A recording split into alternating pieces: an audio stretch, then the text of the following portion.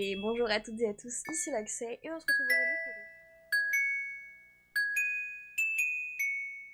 retrouve aujourd'hui pour une nouvelle vidéo pour mes favoris du mois de juin. Donc, comme la dernière fois, j'ai mon petit carnet avec mes petites notes et je vous mets le petit résumé de tout ce dont on va parler aujourd'hui. On a pas mal de petites choses et on est parti. Alors, du coup, pour commencer, on va commencer avec les lectures. Donc, comme d'habitude, je vais pas trop m'étaler dessus, étant donné que tous les mois, je fais une review de mes lectures plus poussées. Donc, en termes de lecture, de ce que j'ai mis dans mes favoris, j'ai mis Sweet Revenge et le dernier tome de My Hero Academia. La série de My Hero Academia, en général, en fait, étant l'une de mes séries favorites. Voilà, j'ai mis surtout ces deux-là en favoris du mois. Catégorie film, on a au mois de juin K-pop Demon Hunter. Je sais plus le combien de juin il est sorti, mais je crois que je l'ai regardé pas longtemps après. Et quel banger! Je l'ai regardé 3 fois, je crois. Je l'ai regardé 2 fois en anglais, parce que j'ai regardé une fois toute seule et une fois avec mon meilleur ami. Et du coup, une fois en français avec mon autre meilleur ami qui suit que des films en français. C'était trop bien, je sais que je le re-regarderai encore avec plaisir. Et j'ai très très hâte du prochain film, parce que du coup ils vont en faire d'autres. Et je crois que le prochain est annoncé pour 2026 ou 2027, en tout cas ça va arriver très vite.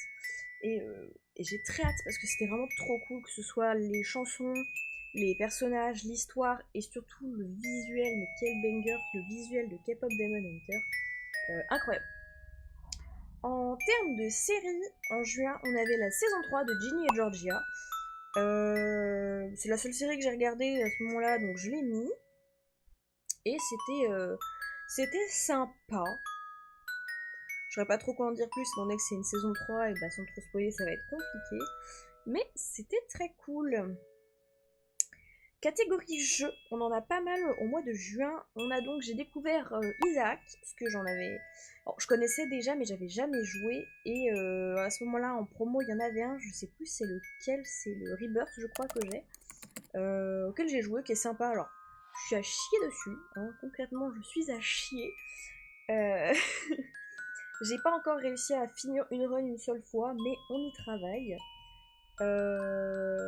Isaac, pour ceux qui connaîtraient pas, du coup, on est un petit bonhomme, un petit garçon qui s'appelle Isaac, qui est maltraité par sa mère qui est très croyante et qui lui dit bah enlève les jouets à ton fils, faut pas qu'il joue, fais ci, fais ça. Et à la fin, qui lui dit de buter son fils plus ou moins, hein. Et du coup, Isaac bah, ne se laisse pas faire. Je pense que en fait ça se passe beaucoup dans sa tête où on affronte des monstres qui visualisent comme étant bah, les choses dont il a peur par rapport à sa mère. Et il les affronte et il doit du coup battre sa mère. Je me suis aussi remise à jouer à Dead by Daylight. Ça fait très longtemps que j'y joue, très longtemps que je suis l'actu Dead by Daylight, que j'ai consommé beaucoup de contenu avant de pouvoir y jouer. Et ça doit faire peut-être 2 ans, un ou deux, ouais peut-être 2 ans, déjà 2 ans. Je faisais des lives à l'époque sur DVD. Il y a encore les vieux best-of que je faisais à l'époque qui doivent être sur la chaîne. Donc je me suis remise un petit peu, c'est très cool. Et enfin, petit jeu cosy, 4 cafés manager, où du coup on hérite du café de notre grand-père, je crois. Et du coup on en fait un café bar à chat, alors on a plein de petits trucs, on crée son café, on l'évolue, on adopte des chats, il y a tout un système aussi d'amitié avec les commerçants, où plus on est ami avec eux, plus ils nous donnent des ressources, et plus on a de ressources, plus on peut acheter de choses. Donc vraiment très cool, très cosy, les dessins sont très mignons. L'histoire en soi, bah, c'est juste d'évoluer son café, donc il n'y a pas d'histoire à proprement parler, mais chaque petit personnage a son histoire, et plus on est ami avec, plus du coup on apprend de choses sur les personnages en question, et c'est très sympa. En termes d'outfit, make-up, etc.,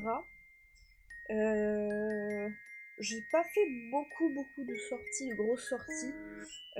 J'en ai fait quelques-unes, j'ai donc bah, la fête de la musique, et je crois que c'était tout ce mois-ci. Je me sens pas qu'on avait fait beaucoup d'activités en juin. C'est tout.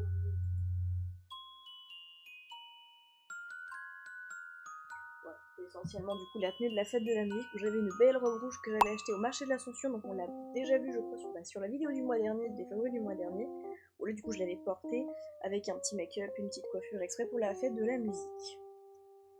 Ce qui nous mène du coup aux musiques que j'ai beaucoup écoutées en juin. On a évidemment toutes les musiques de K-pop Demon Hunter, que ce soit en français ou en anglais. Franchement, il y en a que j'écoute plus en anglais qu'en français. Par exemple, Takedown, je l'écoute surtout en anglais, à l'inverse de... comment elle s'appelle? En fait, non. C'est vraiment la seule que j'écoute vraiment en anglais, parce que toutes les autres, je les écoute autant en anglais qu'en français, mais sur Takedown plus en anglais.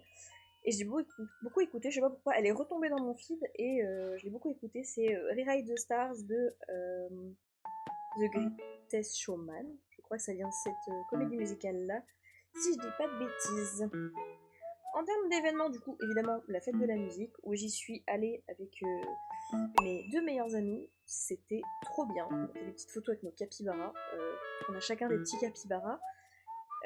C'était très très cool. C'est la première fois que j'y allais, que ce soit de ma ville ou de toute ville confondue. Apparemment, d'après les gens avec qui j'ai parlé, c'était pas la meilleure édition de ma ville, mais c'était très cool. Surtout, j'étais avec les copains. Et on a eu du coup les 25 ans de ma meilleure amie. Alors, c'était pas le jour de ses 25 ans, mais c'était le jour où elle a fait l'anniversaire avec toute sa famille et tous les copains. Donc on était beaucoup, c'était très fun, c'était très chouette. En termes d'animé, je me suis retapé les 3 premières saisons de Demon Slayer, parce que du coup il y a la suite qui sort bientôt. Et du coup ouais, je me suis arrêtée à l'arc du village des forgerons. Donc là il me reste l'entraînement des piliers, je crois que ça s'appelle la saison 4, à regarder avant que du coup la suite sorte, parce que j'ai très très hâte.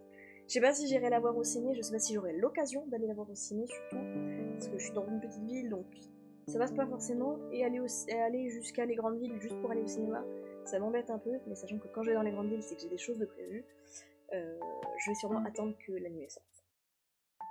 Alors en termes d'objets, j'ai 2 étagères. J'ai acheté du coup des étagères en vide-grenier. Une petite que j'ai complètement repeinte en rose et en violet et en verte, et qui du coup est dans ma cuisine, qui me sert de repose-tasse et de rangée avec le petit tiroir. Que j'ai payé pas cher, de toute façon je mettrai une photo, hein.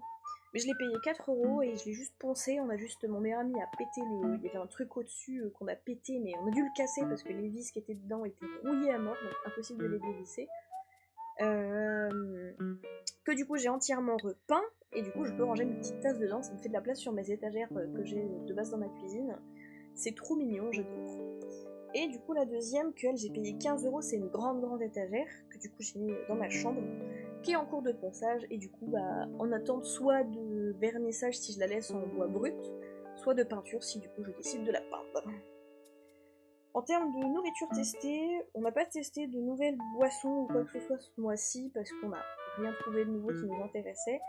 Par contre, au marché, on a testé des yaourts, voilà, des yaourts faits maison, je suppose, qui étaient très très très bons. Voilà.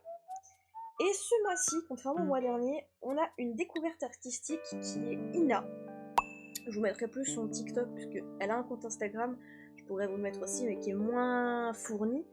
Et en fait, elle fait une technique de style de tablette graphique qui est le lasso art. Je saurais pas trop comment l'expliquer, mais à regarder, personnellement, ça m'apaise, ça me fascine, c'est hypnotisant. Et en fait, elle fait ça avec une telle facilité, parce qu'il y a plein de gens qui sont fascinés, même dans les commentaires, qui republient leurs propres dessins. Et c'est joli, mais c'est pas au même niveau, vraiment pas. Et en plus, récemment, j'ai découvert que non seulement elle faisait ça sur son téléphone, mais qu'elle le faisait avec son doigt. Et j'en suis d'autant plus fascinée. C'est vraiment incroyable, la technique est folle, et c'est trop satisfaisant à regarder.